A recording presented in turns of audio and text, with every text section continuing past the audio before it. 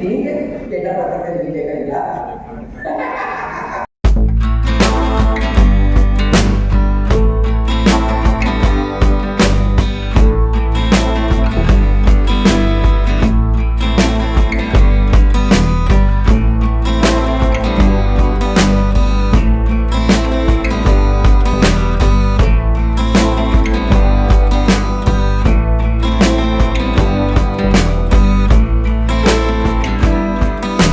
तो फ्रेंड्स मो सामने आप देखुं विजु पट्टनायक डाकटा तमाने पहुँची जाइए आमर भुवनेश्वर विजु पट्टनायक इंटरनेशनल एयरपोर्ट रे। हाँ आम सोआर चलती सेकेंड सोआ लिटरेरी फेस्टिवल तापाई आज मुझे गेस्ट रिसीव करने को आसी।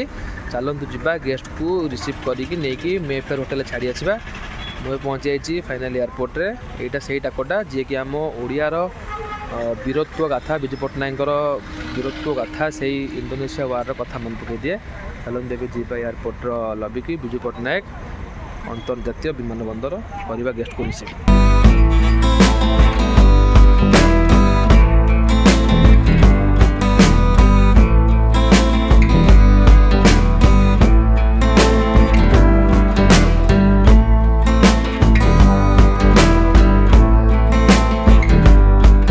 तो आम आसी फाइनाली पहुँची जाइए अराइवल रे। तो आम गेस्ट आसवे ये देखो मो आगे अच्छे चमन जी की छिड़ा गेस्ट रिसीव करने या टे ना बस। तो आमर चली सोआरे सेकेंड लिटरेरी सोआ फेस्ट ताप एत सुंदर भाव में आयोजन कर आम गेस्ट आसवे आम रिसीव करने फुल टू रेडी हो। आम सांगे अन्य भाई मैंने भी अच्छा ये देखो सबुठ यंग पिला जी सका कांदिले बोले आज दि जाइए दिव्या भारती दिव्या दत्ता मैम को तेणु से कांदापाई सब जिन तेज आम ये अच्छे गेस्ट मान वेटिंग रे गोटे बढ़िया कलरफुल बुके धरची देखा ए कौन चलती केमती आम गेस्ट आसवे वेट करके अच्छी 7:55 रे फ्लाइट लैंड हम अराइवल ठीक अच्छे।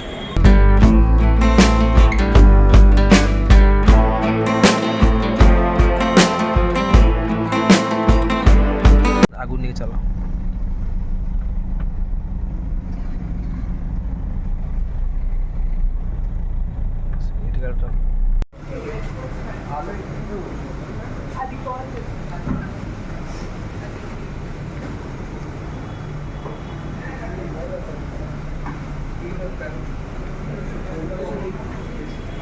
स्कैन करना है।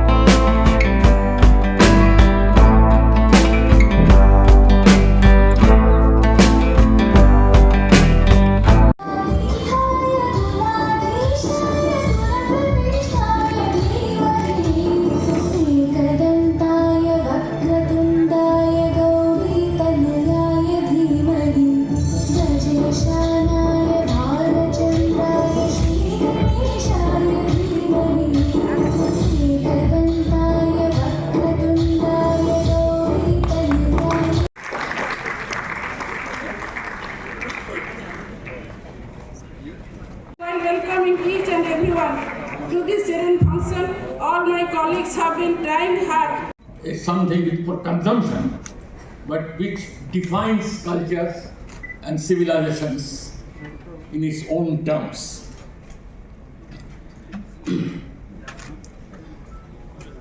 Frankly,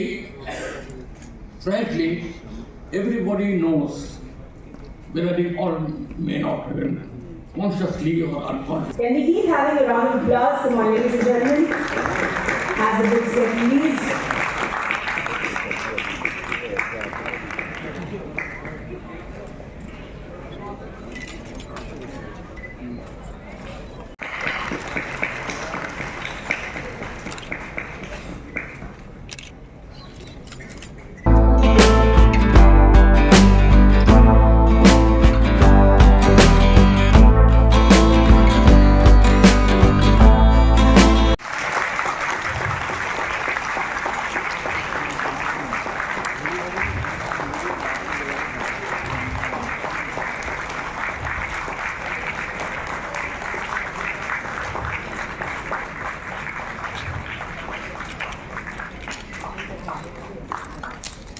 Grateful, sir, for your presence.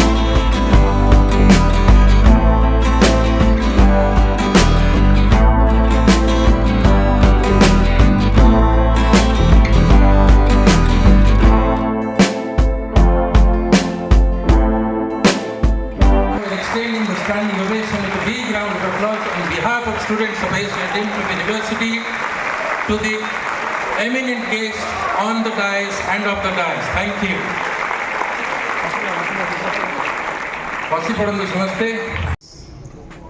Thank you. It's a question I've never been asked actually. Jesse, when you heard my address and we were talking, there was no motive of being an author or writer. Things in my life have always been very organic. वो हो गई. कुछ मैंने वो मेरे लिए सबसे best ये है कहावत है when you want what to laugh. अच्छा कोई नहीं. फिल्म फेयर जानते हैं, स्टार फेयर जानते हो, फिल्म फेयर जानते हो. Yes, sir. स्टारडस्ट खैर अभी बंद हो गई. There was a film magazine called Stardust और उसमें एक तो मेरे एग्जाम्स होते थे. मैं लास्ट मिनट बैठ के बाथरूम में पढ़ती थी बिकॉज मैं लेट के पढ़ती थी and I would sleep of and I was always a last minute reader. Yes and I would top strangely. तो उसमें मैंने पढ़ा कि एक टैलेंट कॉन्टेस्ट है and I just filled the form and I sent it to Mumbai. Much to my surprise, I got selected. And my brother clicked pictures of mine, very amateurish pictures. वो बहुत मतलब मेरे से छोटा है.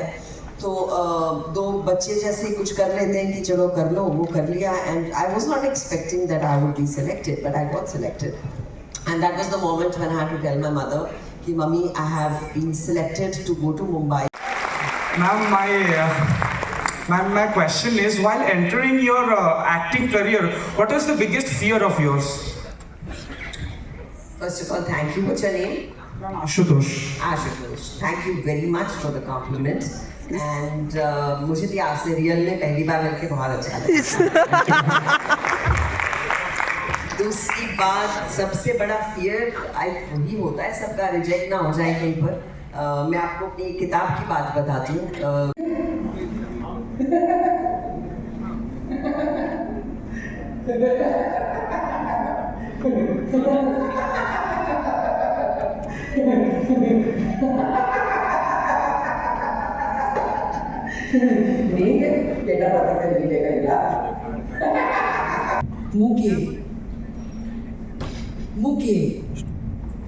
मु भगवान सृष्टि मु किए मु क्रमजीवी मेची मु किए मु भगवान सृष्टि मु किए मु क्रमजीवी मेची. सब कुछ पढ़ा होगा लेकिन मैं आप सबके बीच में बहुत ही दुर्भाग्यपूर्ण, बहुत ही कह सकते कमजोर सी लेखिका हूँ जिसको ये सब कुछ नहीं सिखाया गया. जिसको मिला विरासत में तो वो अकेलापन था. जब कोई बच्चा रोता है तो माँ की गोदी में जाके चिपक जाता है और माँ उसको समझती है. लेकिन जब मुझे तकलीफ होती थी तो ना माँ समझ पाती थी ना बाप समझ पाता था. और मैं अपने आप को टुकड़ों टुकड़ों में, किताबों में, मतलब पीछे पीछे कहीं अखबारों के पीछे कि कोई पढ़ भी ना ले. लिखने के बाद ये भी डर था कि कोई पढ़ ना ले क्योंकि पढ़ेगा तो बहुत मार पिटेगी और बहुत दर्द होता है 12 साल के मासूम बच्चे को जब लाठियों से मारा जाए, पाइपों से मारा जाए और इतनी बुरी तरीके से मारा जाए जैसे कि हम लोगों को मतलब ईश्वर ने श्राप के समान इस दुनिया में भेज दिया हो. मैं इतनी अबोध थी कि मैं ये कहने के लिए कि पापा मुझे साड़ी पहनना पसंद है या मुझे लिपस्टिक लगाना पसंद है, इसके लिए मुझे मार पिट रही है. ये कैसे समाज की बात मैं कर रही हूँ या ये मैं कैसे भारत उदय की बात करती हूँ जबकि एक मासूम 12 साल का बच्चा जिसके पास में जुबान है लेकिन सुनने वाले कान नहीं है, जिसके पास में कलम है, जिसके पास में किताब है, जिसके पास में कॉपी है लेकिन पढ़ने वाला कोई नहीं है, जो खुद ही लिख रही है और खुद ही छिपा भी रही है कि कहीं कोई पढ़ ना ले. मेरी लेखनी आप लोगों की नज़र में भद्दी है, आप लोग नहीं पढ़ना चाहते. और इसी तरीके से जीवन आगे बढ़ता चला गया और मैं अपने आप को टुकड़ों टुकड़ों में, किताबों में, कहानियों में लिखना शुरू कर दी. कभी मैं किसी नायक के साथ में ख्वाबों की दुनिया में प्रेम परोस रही होती थी साहित्य में, तो कभी अपनी माँ के साथ लोरियों की बातें सुन रही होती थी और ये सब सपनों में होता था. हकीकत में तो कुछ और ही था. मैं उस घटना को शेयर करना चाहती हूँ जबकि मेरी सेक्स रीअसाइनमेंट सर्जरी हो जाती है. वो दौर था जबकि मेरी बहनों को सिर्फ शराब का एक पैक पिला दिया जाए या फिर उनको किसी तरीके से मूर्छित कर दिया जाए और फिर धार ब्लेड के साथ में उनकी शरीर की इतनी बार काट छांट हो कि उसके बाद वो आजीवन ना तो कभी सीढ़ी चढ़ पाए ना भारी सामान उठा पाए, एक अपाहिज बन के रह जाए। लेकिन फिर भी अपाहिज बनना मंजूर था, क्योंकि मैं वो बनना चाहती थी जो मैं थी। मेरा सौभाग्य है कि मेरे को डॉक्टर्स ने एनेस्थीसिया दिया और मेरे को बड़े हाई फाई से एक ऑपरेशन थिएटर में लेके गए और मैं अकेली जा रही थी, मेरे साथ में कोई नहीं था। विडंबना देखिए, और अरब की जनसंख्या है और उसके बावजूद मेरे साथ में एक व्यक्ति नहीं था। मैं खुद अपनी ग्लूकोज की बोतल को हाथ में लिए हुए ऑपरेशन थिएटर की तरफ बढ़ती हुई जा रही थी और कोई नहीं था। मेरे से साइन करवा लिए गए थे कि अगर आप मर जाएंगी तो आपकी लाश का पोस्टमार्टम म्युनिसिपल कॉर्पोरेशन करेगा, और मैंने उस दस्तावेज में जीते जी साइन किए। ये वो दर्द है जो मैं कभी अपनी माँ तक से नहीं बोल पाई, क्योंकि उसको तकलीफ हुई, उसको तकलीफ होती कि मेरे बच्चे को इतनी पीड़ा सहनी पड़ी और मैं चली गई। मुझे नहीं पता था कि कब मैं वापस भी आऊंगी या नहीं। डॉक्टर्स पूछते हैं तुम कैसी हो, खुश हो, मुस्कुरा रही हो, बहुत क्या बात है, बड़ी खूबसूरत लग रही हो। और मैंने कहा जी मैं अपने आप से संजना को प्रपोज देने जा रही हूँ। आप ताली नहीं बजा रहे, सदा खो गए हैं। एक माँ का मातृत्व तब होता है जब वो 9 महीने एक गर्भ को अपने अंदर पालती है, लेकिन मैंने 28 साल अपने आप को अपने गर्भ में पाला और उसके बाद अपने आप को स्वयं की कोख से जन्म दिया और अपने आप को खुद ही उसके बाद लालन पोषण कर लिया। जब मैं 9 घंटे की एक लंबी शल्य चिकित्सा के बाद ऑपरेशन थिएटर से बाहर निकल के आई तो मैं एक बेड में पड़ी हुई थी और मुझे अपने आप को देख के खुद पे तरस आ रहा था। मेरे एक हाथ में ब्लड चढ़ रहा था, प्लाज्मा चढ़ रहा था, एक हाथ में एनएस चढ़ रहा था, मेरे दोनों पैरों में जांघों तक रोलर्स बंधे हुए थे कि मूवमेंट होता रहे नसों का। और मेरी 36 नसों को काटने के बाद मुझे 1-2 इंच की योनि दी गई, और वो 2 इंच की योनि मेरे लिए मेरा वुमनहुड है, वो मेरे लिए मेरा सबसे बड़ा पुरस्कार है। वो चीज है जिसके लिए मैं तड़पती रही। मैं भूल नहीं पा रही थी क्योंकि मेरा यहाँ से बड़ी आंत को काटा गया था, इतनी लंबी बड़ी आंत काटी गई थी ताकि विजाइना की ग्रेविटी बन जाए, ताकि जो मुझसे शादी करे उसको मजे आए। तो मेरी आंत कटी इतनी बड़ी और मेरी विजाइना की डेप्थ बनी 12 इंच की। कितनी अच्छी बात लगती है सुनने में कि योनि की 12 इंच की ग्रेविटी है, बिल्कुल औरत जैसी तो है। लेकिन मैंने क्या खोया औरत बनने के लिए, ये मुझे पता है। मैं कुछ बहुत अच्छा नहीं खा सकती क्योंकि मैं पचा ही नहीं पाऊंगी। मुझे गैस्ट्रिक प्रॉब्लम है क्योंकि मेरी आंतें कट चुकी हैं। मैं 40 दिन तक लिक्विड डाइट पे पानी पी के एकदम बिल्कुल मृत्यु शैया पे पड़ी हुई थी। मुझे नहीं पता था मैं कब सही होंगी, कब क्या होगा। पूरा प्राइवेट पार्ट आंखों से ऐसा लगता था किसी ने पिछोनी सिल दी हो, एक छोटा सा छेद छोड़ के। और मैं ऐसी ही लेटी हुई थी, पड़ी हुई थी, कोई दाई माई नहीं थी, कोई मालिश करने की औरत नहीं थी, कोई नहीं था जो तेल पानी कर सके। खुद ऐसे सहारे चलती थी और अपने आप के लिए कुछ पानी या कुछ और ऑर्डर करती थी और मैं पी के जी रही थी। औरत बनने के लिए योनि की आवश्यकता नहीं है, औरत बनने के लिए योनि की आवश्यकता नहीं है। योनि जरूरी होती है माँ बनने के लिए, बच्चा पैदा करने के लिए, स्तन जरूरी होते हैं बच्चे को दूध पिलाने के लिए। मुझे नहीं पता मेन स्ट्रीम सोसाइटी ने कैसे योनि और स्तन को अपने काम की, अपने भोग की वस्तु बना लिया।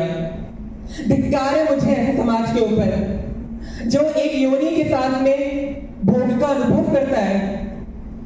वो तो संतान उत्पत्ति के लिए दी गई है। औरत तो मैं हूं औरत, क्योंकि मैंने बचपन से औरत होने का ऋण चुकाया है। I paid for my womanhood. सुख उठा रही है लेकिन मैं वुमनहुड का सुख उठा रही हूँ। मदरहुड भले ही ना हो लेकिन वुमनहुड है। और वो वुमेनहुड मेरा खुद का अचीवमेंट है। मैंने खुद अचीव करा है अपना वुमेनहुड। आज मैं सजती हूँ, संवरती हूँ, साड़ी में अपने आप को बहुत खूबसूरत सा महसूस करती हूँ और जब जब आईने के सामने जाती हूँ बहुत ही स्टाइल से बोलती हूँ, संजना तुझ जैसी कोई नहीं। इसलिए नहीं कि मेरी गोरी चमड़ी है कि मैं बहुत खूबसूरत हूँ, इसलिए क्योंकि संजना तूने 36 नसें कटा के अपने आप को औरत बनाया। तूने वो किया तो शायद ही कोई कर पाता।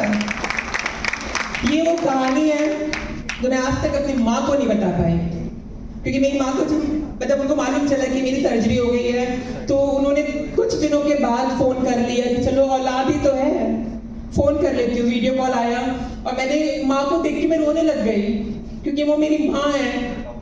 मेरी माँ अपने लिए बहुत सारे बच्चे ला सकती है, उसके हैं 3-4 बच्चे और, लेकिन मैं अपने लिए माँ कहाँ से लाऊं, ये सवाल मैं आपसे पूछती हूँ। मेरी तो एक ही माँ थी, मेरा एक ही बाप था। मेरे भाइयों को मैं नहीं चाहिए क्योंकि मैं उनके लिए बेइज्जती का कारण हूँ, लेकिन मैं अपने लिए भाई कहाँ से पैदा करूँ? ये तो मेरी विडंबना नहीं होनी चाहिए ना। आप मेरे भाई हैं, आप मेरी माँ हैं, आप मेरे पापा हैं, और अगर आपको लगता है कि आप मुझसे नाता तोड़ के मुझे खुशी दे रहे हैं, अपने आप को सेफ और सिक्योर कर रहे हैं, तो बताना चाहूंगी मुझ जैसी बहन ही जब उनको परिवार का साया नहीं मिलता है तो वही वेश्यावृत्ति करती है और वही रेड लाइट पे खड़े होकर ताली बजाती हैं। वरना कोई इज्जतदार परिवार की बच्ची ना तो देह बेचेगी और ना ही ताली बजा के भीख मांगेगी। सबको हक की और ईमानदारी की रोटी चाहिए। तो मैं बहुत ज़्यादा टाइम नहीं लूंगी, पीछे से आवाज़ें भी आ रही हैं कि बस करो, रुलाओ मत सब लोगों को। तो ये वो छोटी सी स्टोरी है जिसके ऊपर कभी बात नहीं करी मैंने आज तक, क्योंकि मैं हमेशा लाइफ को एक इवेंट समझ के सेलिब्रेट करती हूँ, मुस्कुराती हूँ, खुश रहती हूँ और महसूस भी करती हूँ कि खुश रहूँगी तो और जवान दिखूंगी। लेकिन आज कहा गया था कि अनटोल्ड स्टोरीज बताना, तो आपको वो अनुभव बताया है कि कैसे एक ट्रांसजेंडर अपने वुमेनहुड को प्राप्त करती है। बहुत बहुत धन्यवाद।